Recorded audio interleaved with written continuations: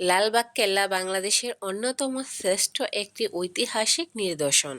ঢাকার যতগুলো ঐতিহাসিক নিদর্শন রয়েছে, লালবাগ দুর্গ তার মধ্যে ইতিহাস ও উৎকর্ষতার দিক দিয়ে অন্যতম। লালবাগ কেল্লায় ঢোকার পথে প্রথমে এই ভবনটা পড়ে। এই ভবনটা হচ্ছে পরিবিবির সমাধি। তো পাহাড়ের একটা ঘটনা, পাহাড়ের ওই সাইডে একটা সিঁড়ি আছে, ওই সিঁড়ি দিয়ে হচ্ছে আপনার বুড়িগঙ্গা নদীর পাড়ে যাওয়া যায়। এখন আমরা সোজা যে হেঁটে যাচ্ছি, এটা হচ্ছে পাহাড়ে ওঠার পথ। পাহাড়ে আপনার এই দুইভাবে উঠতে পারবেন, একটা হচ্ছে সিঁড়ির পথ, আর একটা হচ্ছে এই যে এরকম ঢাল থাকে, ডাল দিয়ে উঠা যায়, যে যেভাবে উঠে। আমরা উঠেছিলাম ডাল দিয়ে, আর আমার মেয়ে উঠেছিল হচ্ছে সিঁড়ি দিয়ে। তো আপনারা দেখবেন সামনে এই যে আমার মেয়ে সিঁড়ি দিয়ে আসছে। তো এই লালবাগ কেল্লাতে কিন্তু অনেক বিদেশি ভাইয়া পুরো আসে, এই যে দেখেন ওনাদের সাথে আমাদের দেখা হয়ে গেল। তো প্রায় প্রায় অনেকজনের সাথে দেখা হয়, ওনাদের সাথে সেলফি তুলতেও দেয়, বাট আমরা আজকে ট্রাই করি নাই, এই জন্য তোলা হয় নাই। অনেক মানুষ কিন্তু এখানে ঘুরতে আসে, যেহেতু হচ্ছে লালবাগ কেল্লা ঐতিহাসিক একটা সৌন্দর্যের স্থাপনা, তাই সবাই ঘুরতে আসে। তো আমরা হচ্ছে আজকে ভিডিওতে অনেক কিছু ধারণ করেছি, অনেক কিছু ধারণ করা হয় নাই।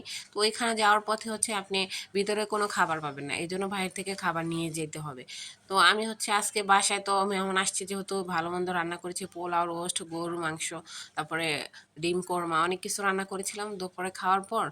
আর বাইরের তো তেমন কিছু খাওয়া যায় না, এই জন্য আমরা হচ্ছে চিপস, বাদাম, পানি এই সবই নিয়ে গেছিলাম।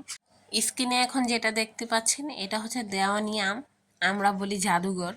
কিছুদিন আগেও আমরা সিঁড়ি দিয়ে উপরে উঠেছিলাম, কিন্তু এখন হচ্ছে আস্তে আস্তে এটা হচ্ছে নর্মাল হয়ে যাচ্ছে। পুরনো বিল্ডিং যেহেতু দুর্ঘটনা ঘটার সম্ভাবনা আছে, এই জন্য কাউকে উপরে উঠতে দেয় না। তো এখানে কিন্তু অনেক মানুষ সুন্দর করে সেলফি তুলতে আসে, ছবি তুলতে আসে। একটা আপু এসেছে বিয়ের জন্য, শ্যুট নেওয়ার জন্য। তো এখন আপনাদেরকে আমি দেখাচ্ছি যে যেগুলো হচ্ছে হাম্মামখানা, মানে গোসলখানা। তারপর আরেক সাইডে ছিল হচ্ছে প্রস্রাবখানা, আর এটা হচ্ছে যে কত সালে কিভাবে এটা হচ্ছে তৈরি করেছিল সে বিষয়ে কিছু লেখা। তো এইগুলোতে সাজানো ছিল থালাবাটি, তরোয়াল, রাজার পোশাক, কোরআন শরীফ, এগুলো ছিল। নির্মাণ কাজ শেষ হলে আবার ওগুলো সাজিয়ে দিবে, তখন আপনাদেরকে ভিডিও করে দিব।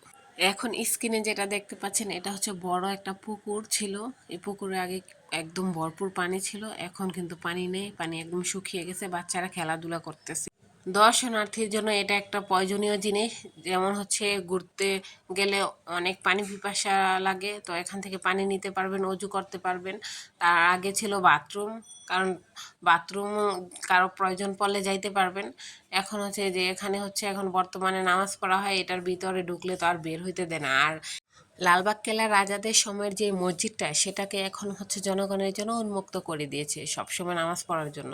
এই জন্য আর কি সেটা গেটের বাইরে দিয়ে দিয়েছে, যেন গেটের ভিতরে ঢুকলে তো টাকার প্রয়োজন, কোনো দুর্ঘটনা ঘটলে সেটার দায় কে নিবে, এই জন্য হচ্ছে ওটা গেটের বাইরে দিয়ে দিয়েছে, যেন সবাই নামাজ পড়তে পারে।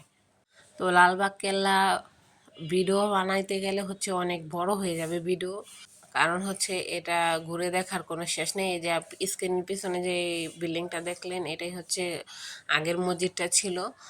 তো এখন আমি যতটুকু পেরেছি অল্প অল্প করে হচ্ছে ক্লিপ নিয়েছিলাম। এই যে এটা দেখেন, একটা কি সুন্দর একটা ডিজাইন। এই ডিজাইনটা কিন্তু দুই সাইডে দুইটাই আছে। তো আমি একটাই ক্লিপ নিয়েছি আপনাদেরকে দেখানোর জন্য, এটা সামনে থেকে কিন্তু আরও বেশি সুন্দর। তো এখন সময় শেষ, দেখতেই পাচ্ছেন অন্ধকার হয়ে আসছে, সবাইকে বলতেছে বের হওয়ার জন্য, এই জন্য তেমন ক্লিপ নেওয়া হয়নি। এই যে আমরা বের হয়ে যাচ্ছি। তো লালবাগ কেল্লা নিয়ে অনেক ঘটনা রয়েছে, আপনারা হচ্ছে গুগলে সার্চ করে দেখতে পাবেন। লালবাগ কেল্লা কিন্তু নির্মাণ শুরু হয়েছিল, এটার কিন্তু পুরোটা শেষ হয়নি, একটার পরে একটা হচ্ছে সমস্যা হচ্ছিল। লালবাগ কেল্লার গেটের বাহিরে কত কিছু পাওয়া যায়, বাচ্চাদের খেলনা, খাবার টাবার, তো আপনারা সেখান থেকে নিয়ে খেতে পারবেন। আজ এই পর্যন্তই, আসসালামু আলাইকুম।